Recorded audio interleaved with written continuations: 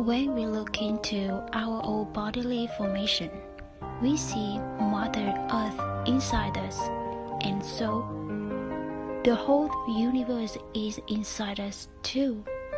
Once we have this insight of interbeing, it is possible to have real communication, real communion with the earth. This is the highest possible form of prayer.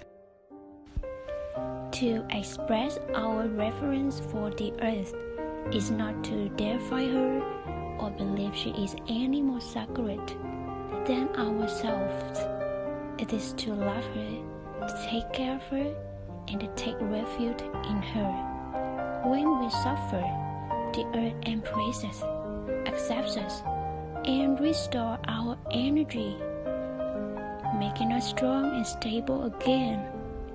The relief that we see is right under our feet and all around us. Much of our suffering can be healed if we realize it.